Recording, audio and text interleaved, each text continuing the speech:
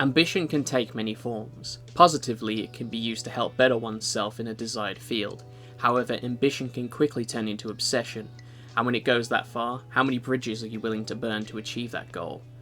Would you think it is worth it after achieving it? And what if you failed? What would you do then?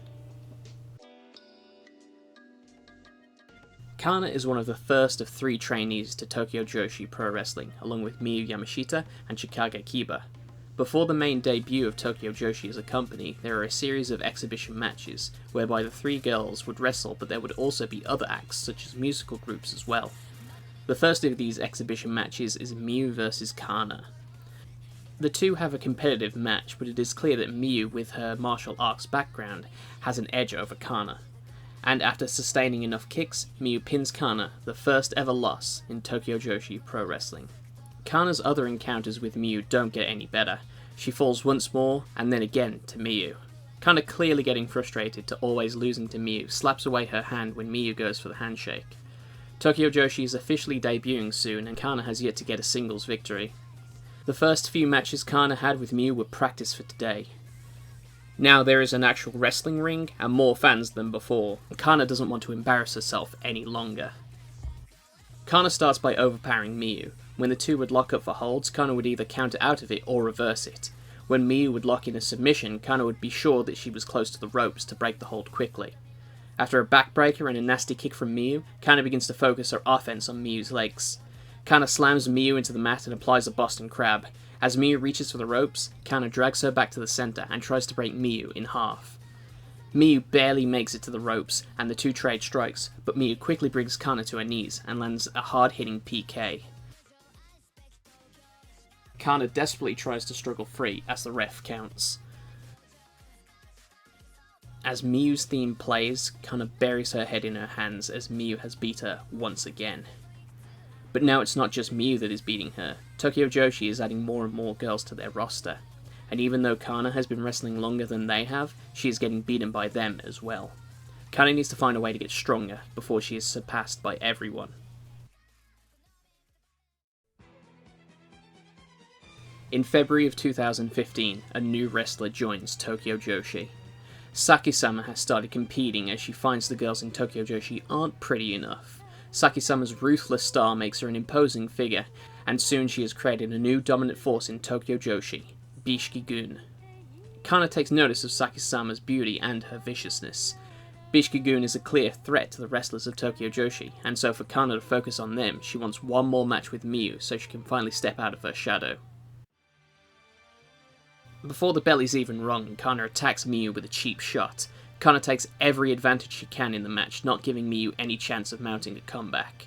Her frustration to losing to Miyu 5 times in a row already is brought out as she takes Miyu to the ground and begins stomping on her injured knee.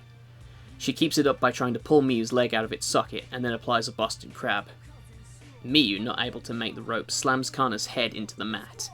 Miyu gets some offense in and lands the attitude adjustment, but Kanna kicks out. She attempts the Crash Rabbit Heat, but Kanna dodges. Kanna hits a backdrop suplex and sets up for the spear, but Miyu counters, and after a set of strikes sets up the Crash Rabbit Heat again. But Kanna hits the spear before Miyu can attack. Miyu's knee is failing her, but as Kanna sets up for another spear, Miyu kicks her to her knees and lands the decisive Crash Rabbit Heat.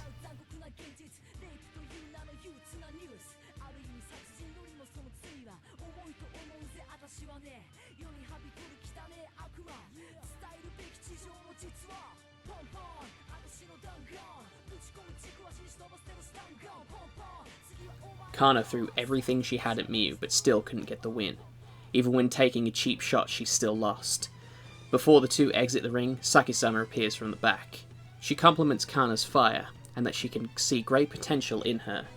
If Kanna were to join Bishikigun, perhaps her fortunes would change. Miyu objects to Saki-sama's temptations, saying that if Kanna and her work together, they could rid Tokyo Joshi of Bishikigun.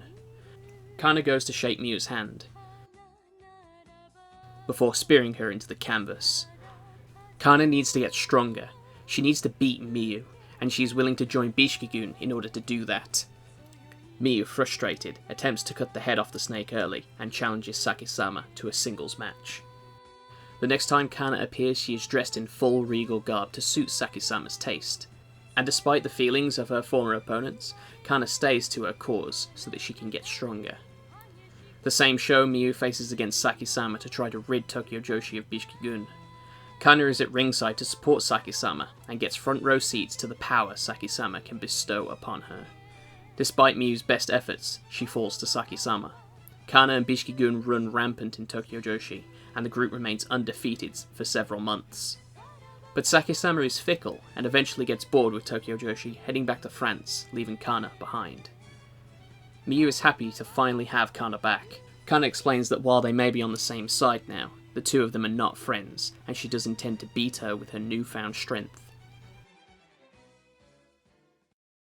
Kanna gets a chance in the last week of December 2015. Tokyo Joshi are introducing their first title belt, and the match to decide the champion will be held on the 4th of January. Miyu won a title opportunity, but has to defend the contract during matches. This is a win-win for Kanna. Not only can she go on to the biggest show Tokyo Joshi has held up to this point to get a shot at their first title, but she gets to beat Miyu in order to get there. Kanna still wearing her Bishikigun outfit as she believes in the strength that Saki-sama has taught her. Her plan to work Miyu's legs was a good plan last time, and with her added cruelty she learned from Saki-sama, Kanna wastes no time in damaging Miyu's legs as much as possible. Kanna's plan is working as she gets the majority of the offense, and when Miyu hits a backbreaker, she clutches her leg in pain. Miyu attempts the Crash Rabbit Heat, but Kanna counters it, and then hits the spear out of nowhere, but it's still not enough. Miyu, fighting through the pain, hits the attitude adjustment, and then the Crash Rabbit Heat to finally beat Kanna.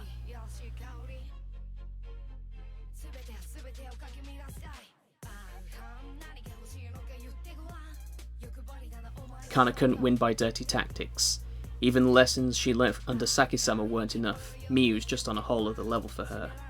Kanna would disappear for a couple months after this match, rethinking her current situation and seeing where she should go from here. When Kanna returns, she decides to go at her own pace, to win for her sake, and not just to reach an unobtainable goal. She stumbles to begin with, but after a while she begins to come into her own and starts getting a winning streak. But Kanna has used this time to decide what role she will take. Next month she will retire from Tokyo Joshi Pro Wrestling, and she wants her last singles match to be against Miyu. Kanna doesn't want this to be a title match, there'd be no point in that. Instead, she wants to use this match to confirm if she is doing the right thing. Kanna enters entirely focused on the match. She doesn't want any regrets after the match is over. She wants to give it her all.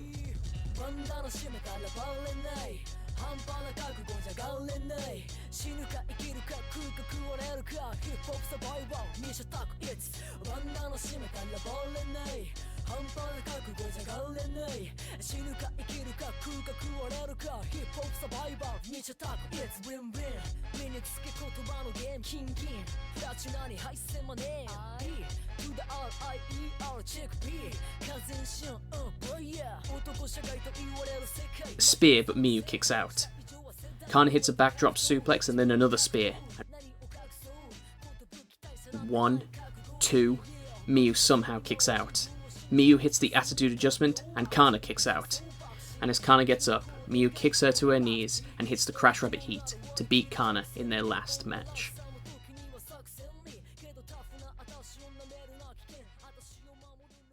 Kanna is not angry or frustrated like she was in her previous losses to Miyu. Instead, she is relieved. Relieved that she is making the right decision in her life.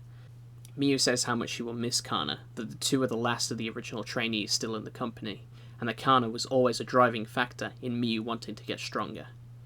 Miyu leaves so Kanna can address the fans. It's the day of Kanna's last show, and she brought some friends to see her off. For one more night, Bishikigun reforms, Saki-sama travelling all the way from France to say goodbye to her old partner. You can tell because she's holding a baguette. Saki-sama thought Kanna was going off to do musicals in Broadway, but had to be corrected that she was going to become a rapper instead. Saki-sama feigns her approval the same way a mother would be if told the same thing.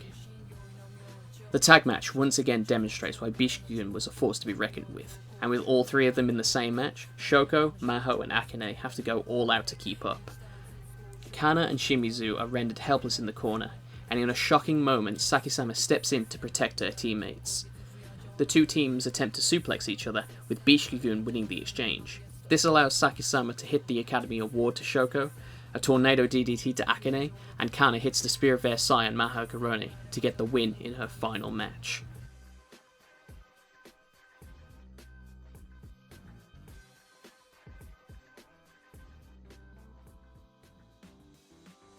Saki-sama comes up to congratulate Kanna as the other girls enter the ring. The main girls from Kanna's past step forward to present her with farewell gifts.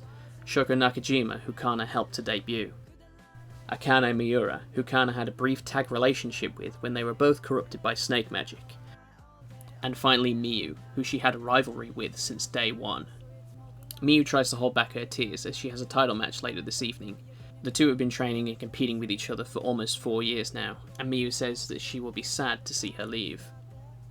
Kanna wanted to become a wrestler so she could become strong and cool, and so she hopes to take what she learned from her time in Tokyo Joshi down her next road in life.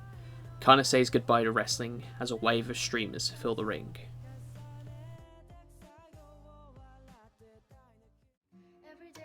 Kanna's story is a somber look at the lengths one will go through to achieve a goal, and when that goal is not reached, coming to terms with it and making a new goal in life.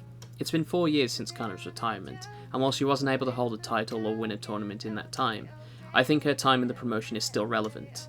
She was a great rival for Miyu. Even if she never beat her, matches were exciting as you waited for that one big win. She was one of the first recruits in Saki-sama's stable, creating what would now become a yearly tradition. And finally, her persona of not being a bubbly, happy idol archetype stood out in the promotion at the time and even today. Kanna may be gone, but I hope she isn't forgotten.